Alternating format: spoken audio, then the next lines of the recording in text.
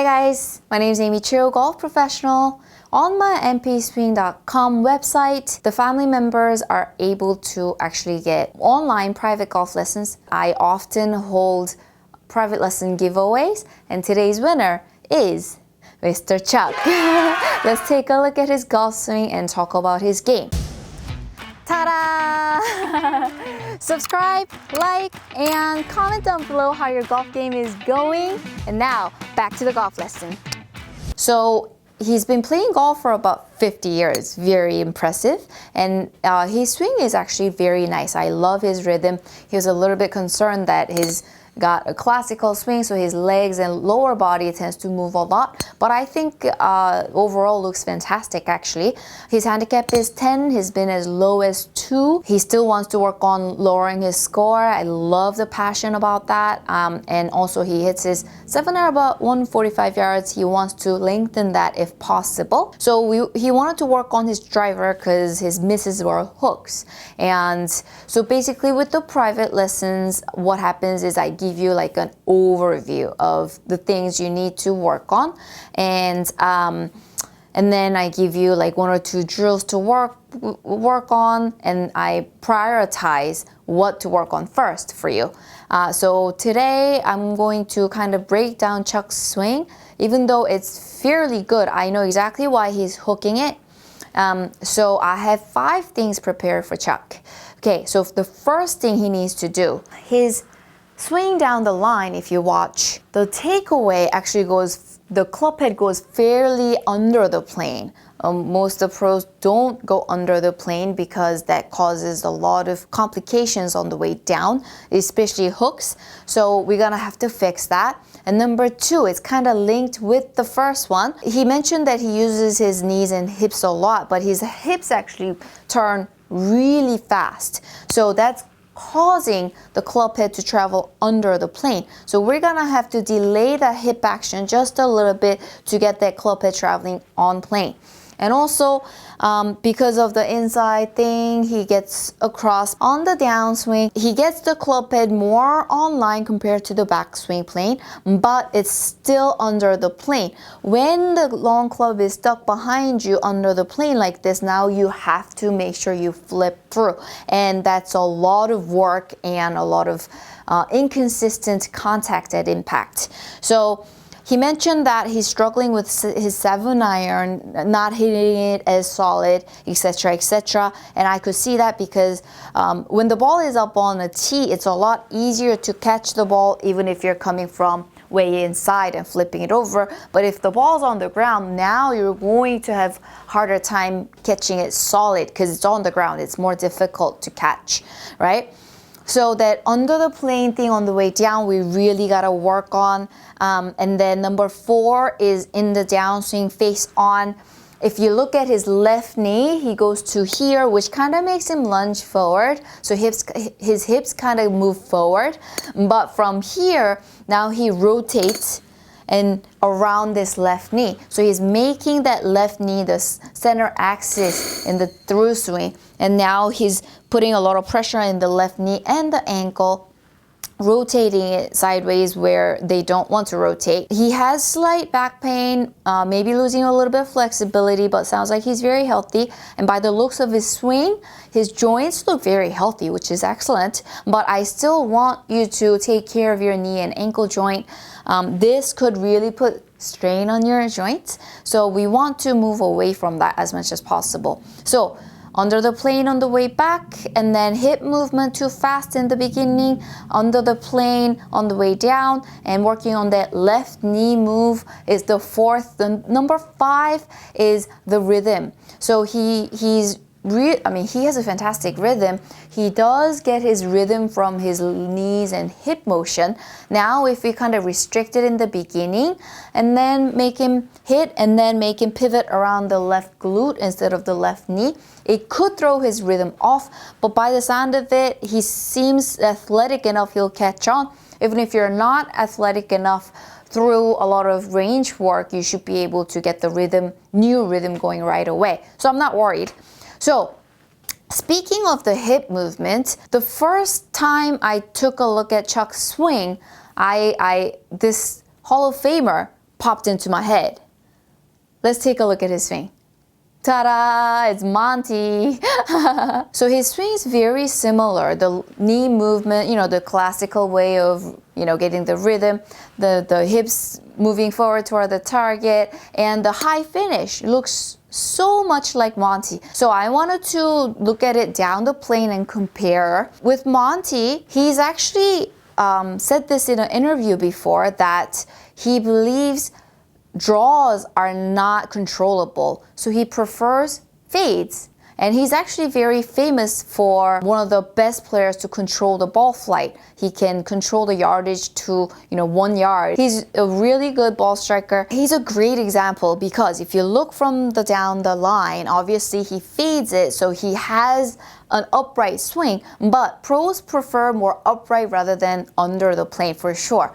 So if you take a look, his hips don't fire as early as Chuck's, and then on the way down, Monty's club head is like perfectly on plane, right? If you look from the front, he does have the similar knee action, but at this point, his leg starts straightening, and now his center axis for rotating through is actually in the left glute.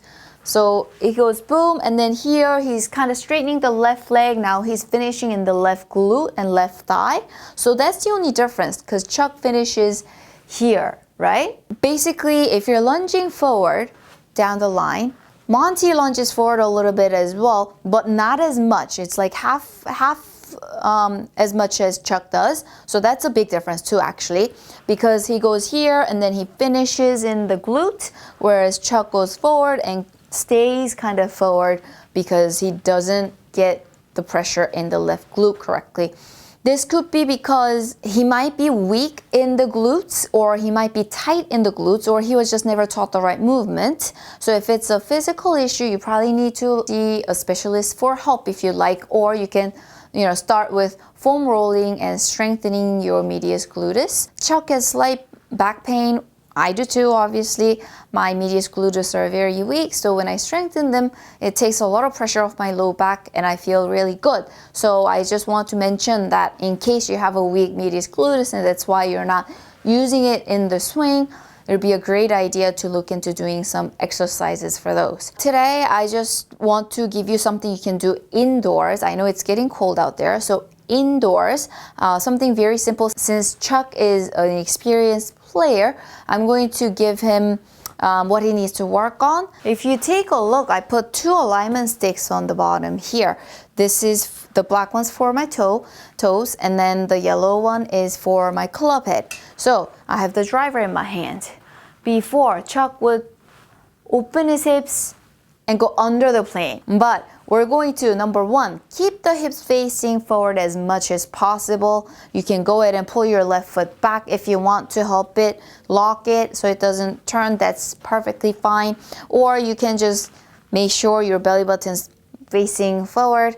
And then what you're gonna do is, instead of making that club head rotate, you're going to keep that club head going straight back along that alignment stick to the point where your club head is above the yellow stick in the first part of the swing.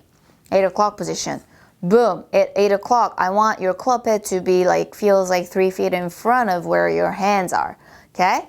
And then, so number 1, face forward. Number 2, club head goes straight back. We're just really exaggerating the club head getting on line. And then if you want to put a shaft in the ground or a impact bag to give you feedback on whether you're doing it right or not, that's a great idea as well. And number 3, at the top, because you're going inside, you are across the line at the top. So now we have to try and adjust it, exaggerate, so the shaft is pointing left of the target. So number 3 is the shaft angle at the top, but here we're going to add and let the hips follow into 3. So it goes number 1 facing forward, number 2 straight back, and number 3 when it goes left, the hips follow that turn.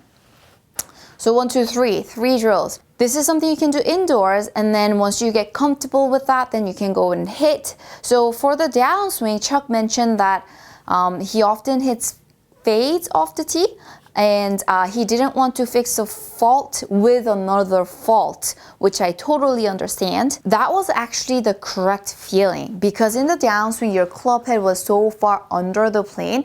You know, when you try to cut it, you usually try and go over the top with the downswing plane, so it's out to in. So that was probably the correct exaggerated feeling for the club head in order for it to get back on plane on the way down. So I would definitely keep working on hitting cut shots until that club head gets back on plane. If we finish here, then the left knee thing is going to bother me. So the easiest way to fix that, because it's, you know, everything happens so fast in the downswing, it's hard to adjust anything. It's going to break your rhythm apart completely. So the easiest way to fix it is to hit the golf ball. You hit the golf ball, boom, as hard as possible, and then you pause here and then check whether there's pressure in your calf and knee versus left hip, like this.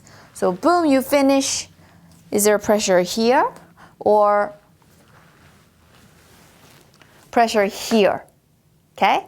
So if you finish incorrectly, then shift it into the left glute. So every time you hit, boom, you have to shift into then the pressure in your legs going to be completely different. But once you keep shifting it in there, then eventually you will find its way there. It's the fastest way to switch from knee to the hip, believe it or not. It would help if you do indoor work, right?